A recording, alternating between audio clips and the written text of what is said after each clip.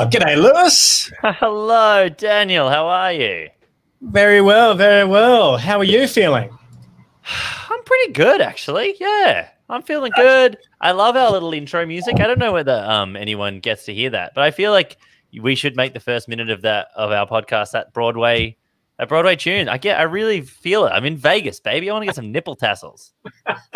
Well, you know what? I changed it recently because it was Girl from Ipanema, and it kept getting nixed by YouTube. YouTube were like, "Oh no, this is copyrighted music. You can't actually use this." So all our videos kept getting. Oh no, Lewis is gone. Hang on.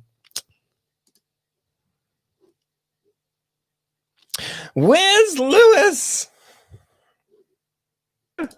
He's back. Oh no, hello? just your face. Your face is gone again. Your video's gone. Oh no, he's gone. Here we go. This is the dark depths of Irrational Fear streaming. Will Lewis return? Fuck. Lewis, there you are, Lewis. Hello. I'm sorry, Hello. Dan. Can you hear me? Yep, I can hear you, but we can't see you. But that's okay. We'll just go without your face. How annoying is that? How annoying would it be? It's going to be that thing where you know what, Dan? Can I just say? Yeah. This happens every week that my camera stops working. Usually it happens before we start rolling. So normally we can keep it off Broadway, but this time it's happening right in front of everyone. And there are a few things I'd like to say about that. First of all, I'm sorry, but second of all, you know what, Dan? I'd love to get a new computer, and you know what would help with that? If I just got paid. A Patreon subscriber. If you want to support Irrational Fear, you can. Hey, let's just start this bit again, Lewis. Because if you're looking for a sugar daddy, I'm looking for a sugar daddy who can give me MacBook Pros. Yeah, jump on board. So welcome to the podcast. In case you're streaming us, you'll know that Lewis's face can't be seen because one, he is a dentist, and two, he's got a terrible laptop. If you want Lewis to be able to be seen on streams in the future, please become our Patreon supporters. A supporter just like Brett Murphy has, Alex Veleniowski, Vicky Haspels, journalist Marty Smiley. Lewis this week has become a supporter of us on Patreon. And actually, I spent the weekend with Marty, and he told me that, and I was like, that is so kind. But I think he also owes me because Marty Smiley once had sex in my bed while I was away. And so he does owe me so much more money than he can ever give us on Patreon. Well, he's owing you $3 a month right now, which says a lot about Marty Smiley. Poor bloke. Doesn't pay me back. Yeah. And also, Lewis, we've got a super fan who's giving us an embarrassing amount a month. David O'Connor, he's a school friend of mine, and probably, you know, those people who are like the most likely to succeed. At high school, he is that guy, and he has gone beyond all expectations and succeeded. So he's giving us a few $100s a month, which is incredible. Another way to support Irrational Fear is to offset the carbon emissions from your car with the Go Neutral sticker. For every $90, Go Neutral will buy 3.5 tons of carbon offsets, which is about the average yearly emissions from a car, and $5 of that comes to us. I'm recording my end of Irrational Fear on Gadigal land in the Eora Nation. Sovereignty was never ceded. We need a treaty. Let's start the show. Let me bring everybody else in. Here we go. That's good. Excellent. Tonight at the 26-minute-long News Corp AGM, Rupert Murdoch said he's not a climate denier. He's just number one with climate deniers. And thanks to COVID-19, Adelaide enters 6 days of staying at home and doing nothing, also known as Adelaide. And Australia is set to open all state and territory borders by Christmas except WA. That ruined our holiday plans to Perth, exclaimed no one. It's the 20th of November 2020, and many smart people are saying that we are going to beat Sizzletown at the Australian Podcast Awards for Best Comedy. This is Irrational Fear. Hello and welcome to Irrational Fear, the show that holds your hand through the spookiest stories of the week. I'm your host, former chairman of Crown Casino, Dan Ilic. Joining me on the podcast this week, the mongers of fear. And let me tell you, first up, he's the only guy left at Triple J who hasn't managed to go behind his boss's back to secure a deal at a commercial radio station. It's Lewis Hobba. I'm begging for it, Dan. One day I'll get that new computer. And she's a writer, performer, actor, musician, and raconteur. It's the all-star of All Saints, Virginia Gay. Howdy, Dan. How are you? We're great. And our next guest, well, let's put it this way. It's been a quiet week. Nothing career-defining or genre-defying or nothing really in the realm of international acclaim has taken up his time and attention, and as a result has had plenty of time to read the news and be a guest on every single comedy podcast in Australia. He's 1/3 of the, up until this week, the little-known Australian sketch comedy group, Aunty Donna. It's Zack Ruane. Hello. Thank you so much. I haven't had much time to read the news, but I think in the great tradition of white men through history, I'm just going to have opinions without being informed. I'm just going to go for them. You'll hear them. I'll have them. In the great tradition of white women, you're hilarious.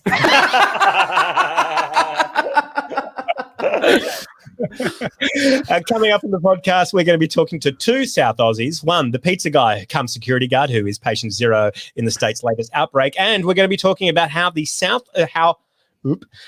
Australian government is trying to implement a tax on electric cars, which could see terrible policy make its way throughout the country, just like other bad South Australianisms like dance, chance, and romance.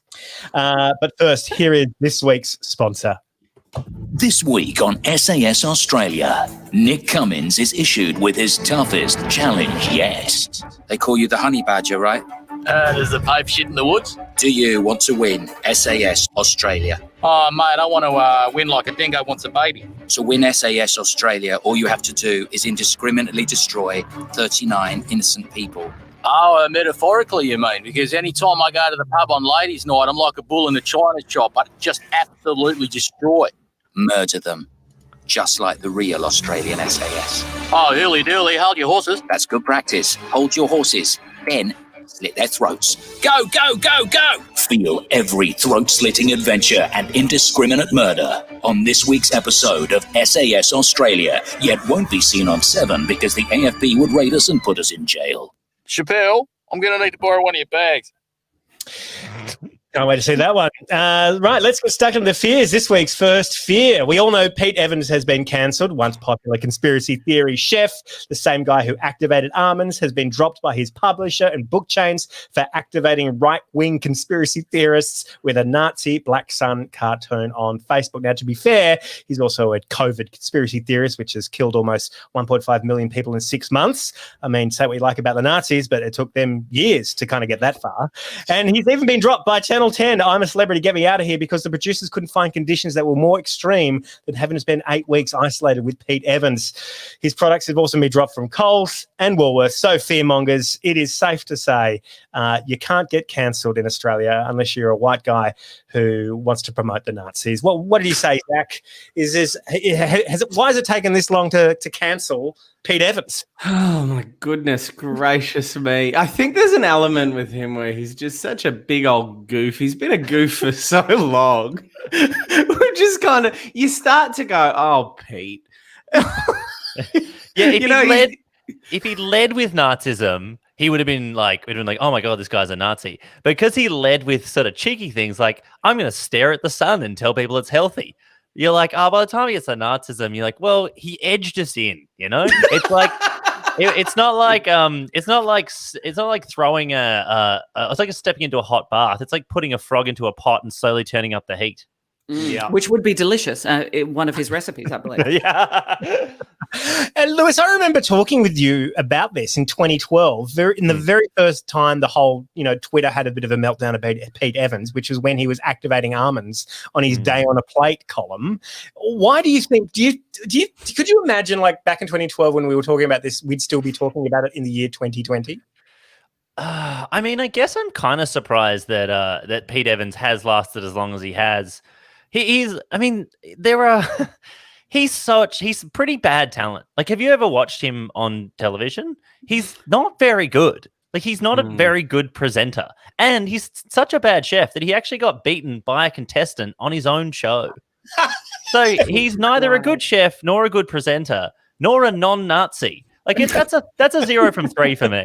But isn't it also true that, like, if you're astonished that you're still talking about Pete Evans and you were first talking about him in 2012, does that make him our Trump? Because aren't we still astonished that we're talking about Trump? Like, he was just a punchline in 2015, right?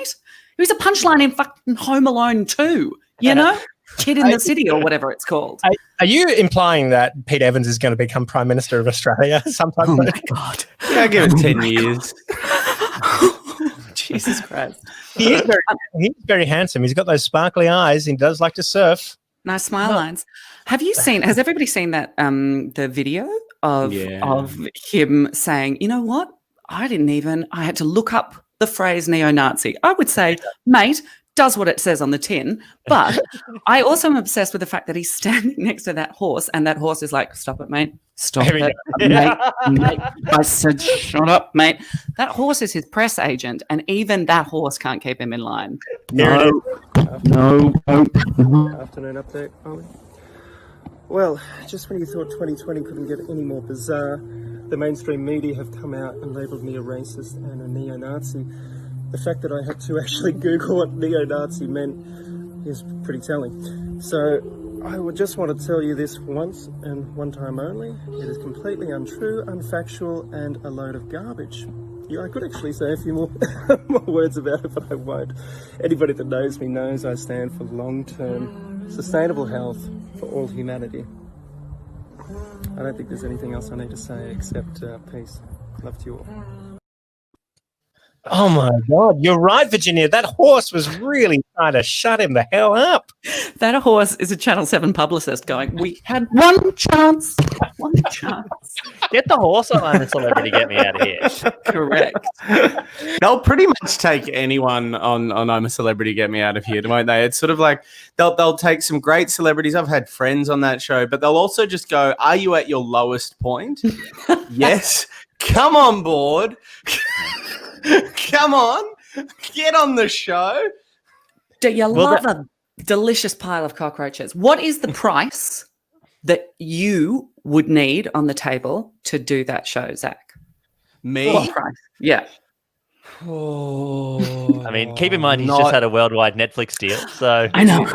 All right, Lewis, what's your price? yeah. I mean, I'll do it for a free MacBook Pro. I'll do it for a webcam. I get in contact. There's something really when you're a working Australian artist, that whole show, the whole idea of I'm a Celebrity, get me out of here is it's about bringing people down. It's like, hey, these big coastal elites are gonna eat some cockroaches and we're gonna have our little laugh at them. But when it's just working Australian artists, it's just like, oh, look at what desperation and a badly funded industry will do to people. It's very sad and hard to watch. But it's not even like that. Anita Jacoby used to be the boss of the show, the boss of the company that makes that show, and she asked me when it was first going, she's like, "Would you go on that show?" And I was like, "Actually, yeah." Would, because it would be like 8 weeks of solid pay and solid work, and of course you'd go on the show. And if anything, Joel Creasy was in the first season, and it kind of helped him with his career. It totally blew up his career. Now he's become a household name. Yeah, well, you do. I think the way that the people who cast it, this is like actual words from casting people say that they try to get good people on the way up and bad people on the way down. So it's like, holy shit. That's amazing. So when I was out 5 years ago, I might have been a good person going up, but now I'm definitely a bad person. Yeah, you were Joel Creasy, now you're Chappelle Corby. Is there anything in this Pete Evans story when I hear that like Twitter blew up in 2012 about the activated almonds? Is there anything in this story about maybe we need to stop blowing up about activated almonds? People who are pure about their food are also pure about their bloodlines. So about who is pure about what things. We've got to be very careful about that. This week's second fear. Archaeologists in Egypt have unearthed more than 100 delicately painted wooden coffins, some with mummies inside, and 40 funeral statues in the ancient burial ground of Saqqara. Virginia, is everything okay with this story? Are you fine with this? I am so thrilled about this story because what's so great about it is it's just so great to take a break from the inescapable dread of COVID and the inescapable dread of like Trump maybe barricading himself in the White House and just really focus on the inescapable dread of awakening an ancient curse, you know? And I just think in times like these, a change is as good as a holiday. I, for one, welcome our new mummy overlords. I cannot wait to have the scarab beetles up under my skin. I will be excited to clasp the jewel that then turns my hand to dust. What a thrill. The sealed wooden coffins, some containing mummies, date far back as 2,500 years, are in perfect condition of preservation and are fine quality coffins meant as they were probably the final resting place of the wealthiest citizens, officials said. Well, clearly the final resting place is not going to be there. It's going to be the British Museum or somewhere else like that. Yeah. If it's the wealthy citizens, does that mean it's sort of their equivalent of Pete Evans? Yeah. Buried in those mummies. Or Jeff Bezos. Like, it's one of those things. Yeah. I think it's gold-covered almonds. I think you're right, Virginia. I think, you know, it is time to kind of disrupt the horror show we're living in 2020. And it is good to have some. I mean, I've watched. And it's good to have an actual literal horror show to go to. Yeah. It's so brilliant. Exactly. Why deal in figuratively terms? Yeah. I watched a documentary the other day called The Mummy Returns, and it was it was very insightful. I'm really curious how quickly corporations are going to get on board with the mummy curse. Like they were on no contact delivery within like a week. So get a pizza for you and a garlic bread for the ancient mummy in your basement. Like I saw that there's a new Netflix documentary all about this, the opening of this tomb. And have you guys seen this? Oh, yes. Yeah. I wondered if it was the biggest thing to be on Netflix this week, Zach. Well, no. Actually, I think you will find it's The Crown season 4. So I hear the Queen's Gambit is also very good. Yeah, absolutely. They actually emailed us when we were like setting up, like we had an announced date and a release date, and then they emailed us like maybe a month ago, 2 months ago, and they're like, "Oh, we're going to move the date forward." And I was like, "Why? And they're like, "Oh, look, it's a complicated thing. It's about other shows." And then I just Googled it. I'm like, "Oh, The Crown season 4." Well, I just want to get like some time before everyone's like, "Diana." I've got a question about your show, Zach. I don't think it's too weird to talk about how you had this episode called The Queen. Did you guys build that episode because you knew The Crown was coming back? No, it's so funny because it comes off as I remember. Do you remember Let Loose Live? And they used to talk about like the dancing show and like the only people that remember Let Loose Live are very comedians who are jealous of anyone who gets a TV show and fucks it. Do you know what's strange is this is the second time I brought up Let Loose Live on my promo tour for my show. I've got to like get slightly less niche references. What is it? Tell us about it. Let Loose Live was a show that debuted in 2005. It was hosted by Dave O'Neill. It lasted 2 episodes. It had great people in it like Kate McLennan and Sammy J and a whole bunch of really old comedians who totally fucked it up. They wanted to create like an SNL for Channel 7, and they had these great young talent who were doing good work, and then they had these old talent who were just ruining television in front of everybody's eyes and ruining everybody else's chances for making something good in the future. But thankfully, you know, the Ronnie Johns half hour came out not long after that and fixed it. It saved it all. That saved it all. No, so it seems like synergy, but if you go back, if you watch our live shows and listen to our podcast, both Broden and I are obsessed with The Crown. Like I've been obsessed with not just The Crown. I love The Queen is one of my favorite movies, and The Audience is one of my favorite plays. So Peter Morgan, he's just done a lot of stuff about The Queen, and I'm obsessed with it. And in a very serious like way, but for some reason, just if something's in your mind long enough, it becomes the comedy. It just sneaks into the comedy, even if you don't find it funny. So I think we just made a lot of Crown references, and then quite by coincidence, it came out at the same week. Amazing. While we're just talking about your show, which is why you're here to talk about your show sometimes. Can I just say one other thing I absolutely love about the Aunty Donna show on Netflix is how you've relentlessly put in Australian references and haven't bothered to Americanize them at all. And all I could think of was this audience is going to be so curious about what 4 and 20 pies are, or what these other references are. Like, fucking thank God they did that, because it's such in tone of the artists. Thank you for mentioning that.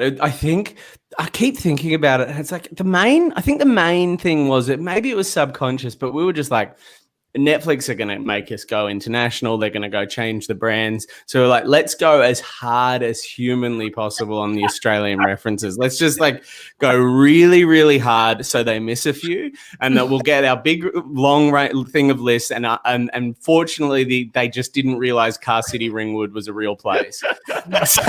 So not only Australian references, like regional, like these are like Victorian references. Yeah. And then it turns out when you've got like an $8 billion budget and you're making like The Crown for $100 million, the little weird sketch show in the corner, they just don't give you notes. So then we've just ended up with this show going out to like Saudi Arabia with a 4 and 20 reference. Fantastic. Speaking of regional Australia, South Australia is back in lockdown, which has caused an epic panic. Once again, toilet paper is off the shelves. But more to the point, bottle shops were hit hard this week. The Port Pirie bottle shop owner told the ABC News that yesterday, that is Wednesday when we're recording, they usually make $3,000 on a Wednesday, but so far they've taken $35,000. Oh. And it's not Go Adelaide, yes. I called them today. I called them today to see if they wanted to wrap for a chat, and it turns out they were actually dead today, because the reason why they were so busy yesterday is because the government hadn't clarified at that point if bottle shops were allowed to stay open. But once the government was like, yeah, bottle shops can stay open, nothing. No one's lining back up at bottle shops again. Thankfully, the South Australian police have issued some reasons to leave home. Finally, I think we've all learnt that clear government rules is really important in times of stress like this. I don't know if you've seen this. Let me see if I can show you this.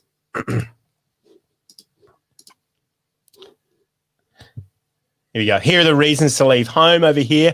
I don't know if you can read this, but it's on the list of reasons to leave home, which include visiting a petrol station, pharmacy, and post office shop. There's also one called Home, commonly known as Bottle Shop. This is on the official. South Australian Police information. I love that. So why is South Australia back in lockdown again? Well, a cluster of 17 new cases has been tied to a frontline worker after a quarantine hotel security guard took COVID-19 to his second job at a pizza shop. Now, fearmongers, it seems to me that we should be probably paying our frontline workers a little bit more so that they don't have to have a second job at this time. Is that too much? Whoa, slow down. What? You're crazy. What? Like actual pay that allows them to live when they are literally protecting us? Yeah. I don't know, mate. Something more than minimum wage, perhaps? Something that doesn't force them to compromise their security and the security of the rest of the state? What? You're crazy. /nation. Nation. Mm-hmm. It's one of those things, isn't it? Like there's been so many things that are like new. There are so many things that I never thought I'd see or hear that have happened this year. I think my dad, my 63-year-old dad, talking about the casualization of the workforce as a key issue is probably up there for me. I'm like, this is the man that turns every brand into a plural, and he's like, I reckon they need to work on this casualization thing.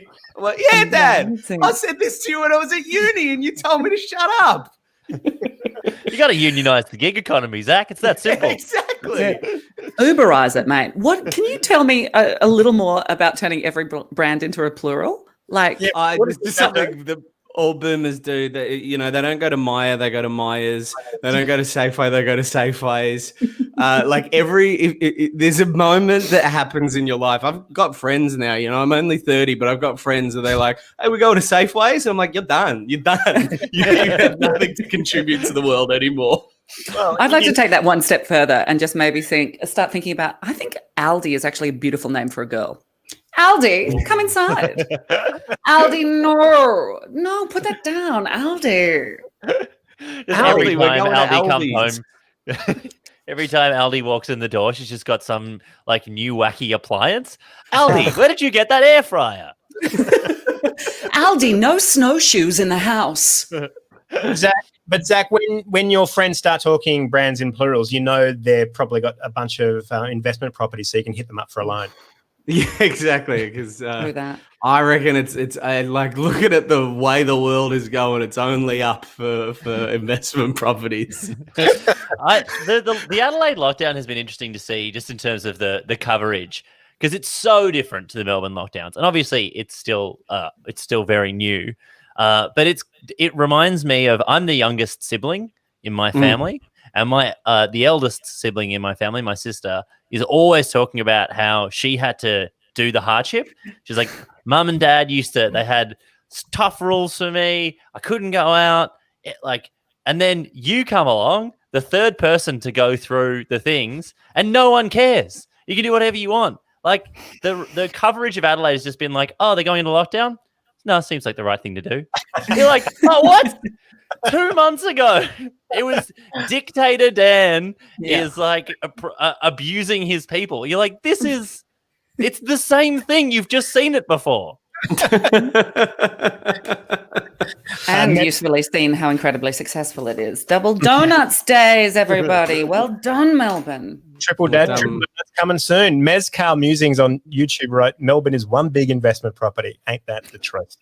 Well, I spoke to the security guard / pizza shop worker in question a little earlier on today. Well, we've got patient 0 in Adelaide on the line, John from COVID Brothers Pizza. Thanks for joining us, John. Of course, not your real name. No, it's Jonathan. My full name is reserved for my premium menu. So, Jonathan, working security in a COVID hotel and making pizza, that is a hell of a juggling act right there. Well, pre-COVID, I was an artist. Oh, did you ever consider retraining? Yeah, but beyond coronavirus, there's not many growth sectors in SA besides aged care, and frankly, that wasn't an option because history shows that comedians really can't be trusted around vulnerable, sleepy people with foggy memories. So how did pizza enter the picture? Well, my last workplace held staff meetings after hours and paid us in pizza, so I phoned the union hotline. They said it was a huge problem across SA, so I got organised. You joined the union? No, I started making pizza. Oh, and how did the union take it? 6 party-sized Hawaiians with garlic bread. Their staff meetings are pretty big. Right, and is this why you started working security at a COVID hotel? Yeah, I mean, staff meetings on Zoom have really smashed my bottom line, and you can't turn down work in a pandemic. Plus, I make pizzas, and quarantine food is terrible. I sell my sneaky pizzas to people in quarantine. It's vertical integration. I think that's actually horizontal integration. When I deliver pizzas, I don't mind a bit of horizontal integration, if you know what I mean. Aren't people worried about getting COVID on their pizza? Oh, come on, man. That's not the weirdest thing Aussies put on their pizzas. Yeah, egg. I mean, if anything, I run the perfect business. I deliver pizzas to businesses underpaying their staff who simultaneously and without irony complain that I don't earn enough in my COVID job that I have to moonlight making pizzas. Like, it's the circle of life, or death, depending on how you look at it. Actually, Circle of Life, that's a great name for a pizza business. Actually, I'll have to rebrand this one. I don't think you can include the word life in a pizza business linked to a COVID outbreak. Nah, no worries, mate. Hakuna Passata. Thank you. That was great. Adelaide comedian John Brooks there. Staying in South Australia now, they've forced us to drink Coopers for years. Now South Australia is about to export its worst thing since Corey Bernardi. It's a new tax on electric cars. Yeah, the SA Treasurer, Rob Lucas, reckons it's a done deal. And to him, it makes sense to put a tax on cars that don't pollute. But what do you expect? What do you expect from a state that calls itself South Australia that's actually further north than 3 other states? To talk to us through the dumbest tax ever, it's Noah Schultz-Beyer, Director of the Australian Institute for South Australia. Noah, thanks for joining us on A Rational Fear. Hi, everybody. Thanks for having me. Now, who is trying to implement this tax and why? The state government, in the budget that was just handed down last week, announced in there, hidden away, just a couple of sentences, saying that they're thinking about looking at maybe next year, probably, but we don't know what it's going to look like yet, implementing a special tax just for electric vehicles. We at the Australia Institute, we're harking back to the language of Tony Abbott and effectively calling it a great big new tax on not polluting. It's like, you've got this great new technology that's coming along in Australia. We're not very good at buying them yet. We should get a lot better at buying them. If there was proper policies in place, a lot more of us would own them. We need more of them. So what does the government think we should do? We should slap a tax on it. It's the opposite of what's needed. As Bayar Jafari at the Electric Vehicle Council says, we have tobacco excise on cigarettes to try and, help people, encourage them not to smoke. This is like someone giving up the fags and then you slap them with a tax because they're not paying the tobacco excise anymore. It's craziness. We think it shouldn't go ahead. We're hoping it won't go ahead. We'll see what happens. Yeah, but how does it even get this far? Like, how does a tax that's so dumb get to the treasurer's desk and get to the point where the treasurer's like, I think we're going to do this dumb thing? It's a bit of a mystery. It's really counterintuitive, but a couple of the states have been talking about going down this road over the years. It's really counterintuitive, I say, because South Australia, along with other states, have recently been announcing some pretty good electric vehicle policies. So just 2 weeks ago, I think it was, the state government announced that they were going to roll out hundreds of rapid chargers across the state so we can have a network of electric vehicle fast chargers. They were also going to convert the entire government fleet to electric cars over the next 10 years. So they're, yeehaw, doing this good stuff on one hand, and then here comes budget time and pow, sneaky surprise electric vehicle tax comes out of nowhere. So, but how does this tax get to the treasurer's desk? Like, how does it even, where did the idea come from? So a few different, it's generally discussed in policy circles. There's one organisation called Infrastructure Partnerships Australia that has been pushing the idea for a while. And in a lot of policy and tax conversations, this sort of thing comes up.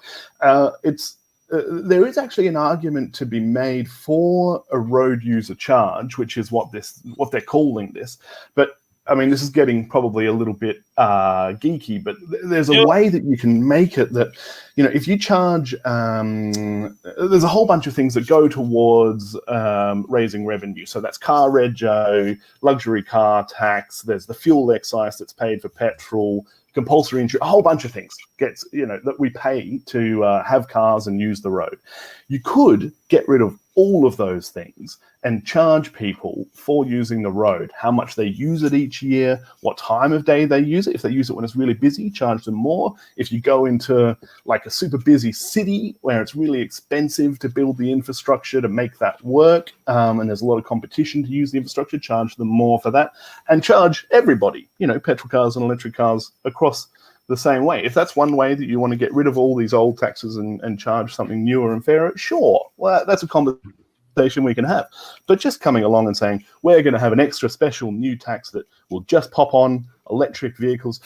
In Australia, 0.2% of cars are electric vehicles. And I feel like popping a tax on that is like putting a tax on trying to save an endangered species. We want more of these things. It's like going out and finding a baby club seal and you save it and then you've got to pay $5 to the government. It just doesn't make any sense. It drives me crazy. Yeah, which is why I burn a koala a week. Just, good option. It's so weird that this is happening in all places of South Australia, a place that is essentially owes its electricity grid to Tesla. Like, it just has a giant Tesla battery. There is a man who is one of the biggest manufacturers of electric cars, essentially in control of their power grid, and they're going, let's piss off Elon. It's like, you want to go back to blackouts? He'll put you back in blackout town, Adelaide.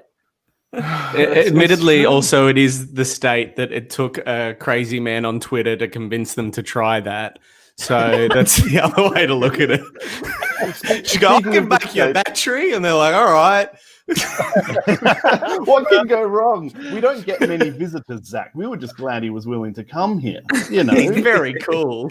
A visitor to South Australia, we'll take him. What's Mike Cannon-Brookes doing? Can't we just get him to do another tweet? That'll work. Just sort it out like that. It's tough at the top, you tweet and it just solves the world's problems. We'll be there in the next couple of years, I reckon, or each one of us. Should I be worried about this, Noah? Should I be worried? Should I go down to my mechanic and ask them how to convert my Tesla Series 3 into a petrol car?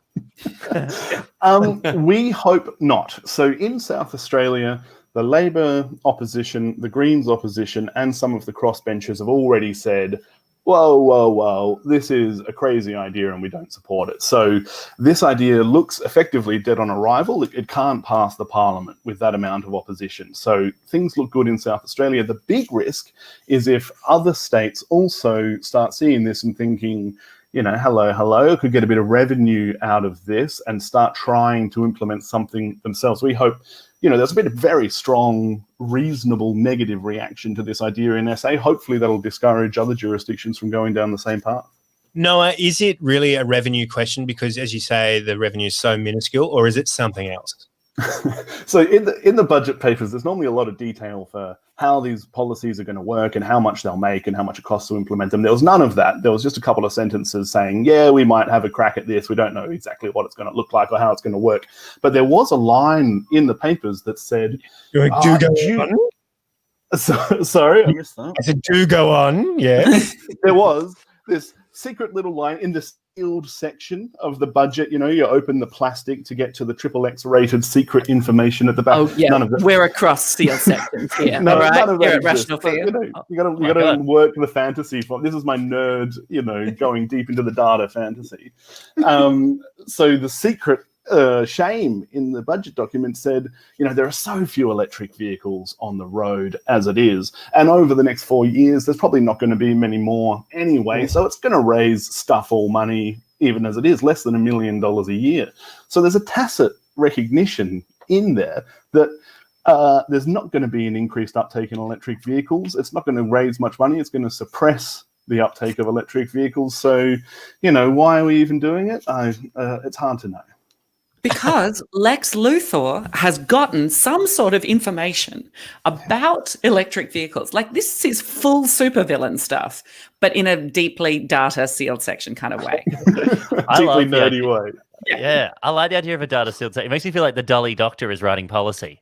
Have you taken the quiz? It turns out, you're a nerd. If you're into budget paper 3, you're a nerd on the nerd quiz. Noah, Rob Lucas, the SA Treasurer, said that another state is looking at it. You know what state is looking at it? New South Wales have said in the last week that they're potentially looking at it. And a bit over a year ago, I think it was, the Victorian government said that they would be, willing to take a look at it. So, like I said, it's definitely an idea that's knocking around. People want to look at it. There's so much better ways you could potentially go around about it rather than just slapping a blunt instrument of this tax just on electric vehicles. So we hope, at least in this the form that it's been semi-announced in South Australia, isn't what people decide to do. Well, Noah, thank you so much for being part of Irrational Fear tonight. And I noticed you're ready for lockdown in the back of your screen. It's very clear. There we go. There we go. Bring you up here. Look at all those board games. Ready. We're one day in. We're 1 day into lockdown. I've played almost all of them. The liquor cabinet is dry. I'm burning everything for warmth just to keep me going. But you're still going to look fantastic in that Sia wig. Yeah. Yeah. Is that compulsory for everyone in Adelaide to have a Sia wig? The policy here is either wear a mask or a Sia wig. So I went for the latter option, obviously. Good luck with COVID, Adelaide. Excellent. Well, that's it for Irrational Fear tonight. Big thank you to all of our guests: Noah Schultz-Byard, Zachary Ruane, Virginia Gay, Lewis Hobba. Have you got anything to plug, Zach? Is there anything you want to kind of get out there into the world? I haven't seen any of The Crown season 4 yet, but I'm very excited to see what he does with Thatcher. Also, Aunty Donna's Big Old House of Fun. I really should. I've been a bit cheeky, I've just been promoting The Crown the last few days. I've got to stop. They don't need my help. Aunty Donna's Big Old House of Fun on Netflix. Think, if you're a boomer and you're listening, it's like The Goodies. If you're young, it's like South Park. I don't care. It's like everything you love, but weird. Is it like Studio 10 at all? I love Studio 10. Yeah, it's a bit like Studio 10. Virginia, do you have anything to plug? I've got theatre shows that are coming out next year, if theatre exists next year. So wear your mask and make sure I can do them. Thank you very much. Lewis, you got anything to plug? No, not really. Same old. I'm on the radio. Come and say hello. Noah Schultz, Inspired, you got anything to plug? The Australia Institute, tai.org.au. It's where we do all of our awesome research that will hopefully squash things like the electric vehicle tax. Go there, read the research, donate if you want to. It's a cracking website full of really nerdy stuff. Great. Big thank you to Road Mikes, the Bertha Foundation, Go Neutral, our Patreon supporters, Jacob Brown on the Teppanyaki timeline. Big contributions this week from John Brooks, Rupert Daygas, Killian David, Maddie Palmer, Dave Bluestein, and some other great folks who hang out in our Discord. Now, before we leave you tonight, we've actually heard there's some trouble in America. We haven't heard from Donald Trump in a few days. He's been very quiet. But I do have a leaked tape, which might tell us why. White House, good morning. Hey, White House, it's me, President Trump, still president. Just calling to say that I'm not coming in today, okay? Mr. President, certainly, sir. Are you feeling okay? I'm feeling great. I'm just feeling a little bit under the weather, but I'm not coming in. I'm having a mental health day. Need some me time. That's fine, sir. Hope you get better soon. We'll see you tomorrow? No, not gonna come in tomorrow either. I don't have to. You can't make me. I'm the president. I need more me time tomorrow too. Okay? Yes, sir. Pardon my asking, sir, but this hasn't got anything to do with, the other day. What? What the other day? What are you talking about? I played golf. Big deal. Great game. Tremendous game. I had the highest round ever. It was huge. Well, yes, sir. That and the election. Oh, yeah. And that, well, I won the election. I won it. I then won some golf. No big deal. So much winning. I'm sick of winning. Sick of winning. I need a day off. All right? And I need another day off. Tomorrow off. I need some me time. All right? All right, sir. So you didn't see the Joe Biden speech on TV? Sleepy Joe? Sleepy Joe's speech on TV? I caught some of it. Horrible, horrible. Worst concession speech ever, believe me. Sir? He didn't even mention that he lost. Can you believe that? What a loser. A sore loser. Nasty loser. He's nasty. Nasty. So you won't accept defeat, sir? Sure, I accept his defeat. Of course I do. But, sir, you didn't win. Oh, yes, I did. I alternatively won. By a lot, believe me. He fake won.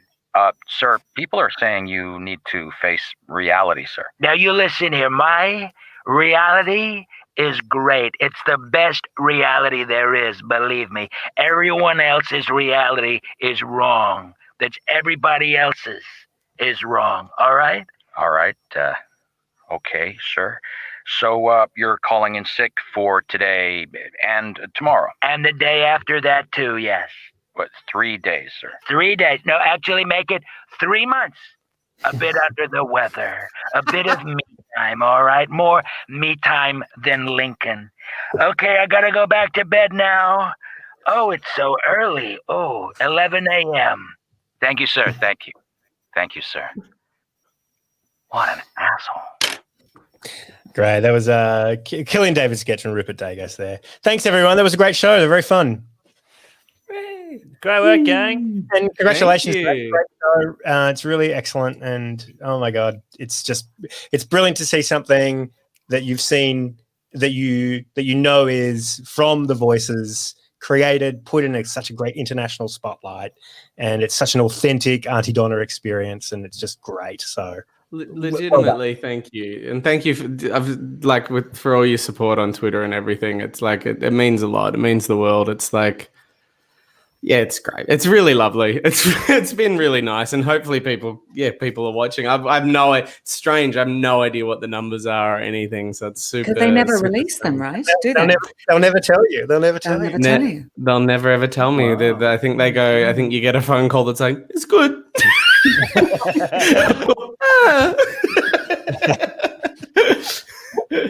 Oh, hopefully you get more series. I guess, you get another series if they like it, and we can only hope that happens. Yeah, fingers crossed. But look, honestly, this is like, I don't want to be like that. I don't want to always be looking at the next step. You know, I want to enjoy this, and if this is it, then this is awesome. And I'm really, that's where I'm It's at. fucking great. Also, you're a really hot barber. I just want to say it. Thank you so much. Such a fucking hot barber. I'm sorry to objectify you, but I have to send a DM to my hair person. Like there was a hair person just because of the way unions work there. There's a hair person and a makeup person. So there was a hair person. So that's why I just look. And then Broden doesn't need a hair person. Mark just needs it. So I just had basically a full-time hair person just making me look fucking sick. I'm just walking around it's the best. I'm all for that. Right. Well, good luck this week. I hope you enjoy it. Hope you get a lot of lot of love through. So fucking good.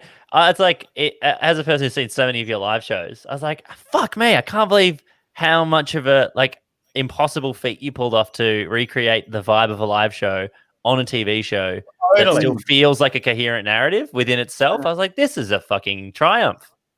Thank you so much. It's that was exactly what we wanted. We wanted it to feel like the live shows, and we wanted it to be a bit too much. That was my one thing.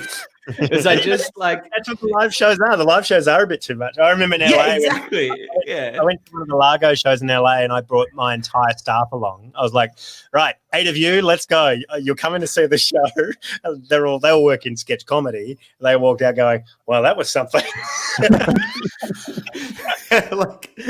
It's just either you, I don't know. I just wanted it to be if you didn't like it, if you didn't get into the rhythm, I wanted you to go too much. No, thank you. So I'm glad we got that. That's great. Have things happened where have they kicked on? I'm so sorry. I'm just continuing to have a chat. I don't know if anybody has other things to do tonight. I'm all for this. But I'm in lockdown, so I'm right. Put the wig on and start listening. But have things because you're incredibly successful, standalone sketches that are on the internet. I don't know if you've heard of the internet. It's a pretty big thing. Anyway, I've heard of the web. The WW web. Yeah, I've heard of it. But has little bit of pud gone through the fucking roof this week? Have people gone, there's more, and we could become super fans in that way? Do you know, I haven't looked at individual video numbers, and we've been pumping out so much stuff that Netflix has let us release some stuff on our channel, and we've been doing so a lot of the numbers are happening there. But in terms of followers, it's been crazy. We've gained 12,000 followers on Instagram, 10 on Twitter, 22 on YouTube, just 2,000 a day kind of growth, which is just insane. As a congratulatory present, I bought 40,000 Russian bots to follow you on No. It's strange. It's more than it's just weird. It's weird. And I don't even know if this means it's a success or not. I think this is just the Netflix experience. It's just the dropping everywhere-ness of just suddenly you've got someone in Romania being hey, do you want to do an interview? And it's I don't speak Romanian. Is that going to be a problem? I don't know. So it's pretty wild. I'm still calibrating to it, to be honest. I think all your speaking for myself on behalf of friends who know you, I think we're all very proud of you, and the comedy community of Australia is so proud because we've seen you do the work, the festivals, Edinburgh, all that stuff, and you guys sweat it out so much, and so it couldn't be more happier for for a group to make it on that stage. Thank you, and that really means a lot. And I think it's honestly, it's I genuinely feel this is a win for Australian comedy. I genuinely do. And I hope this is a bit of a gateway for Australian comedy and that pure kind of what we're actually doing, not what's getting, but what we're doing. I think there's hopefully it's a good gateway and it's a good step and hopefully it brings some people to bring some eyeballs to Australia. That's what I'm hoping. Well, thank you so much. Live, Laugh, Loot. What's it called?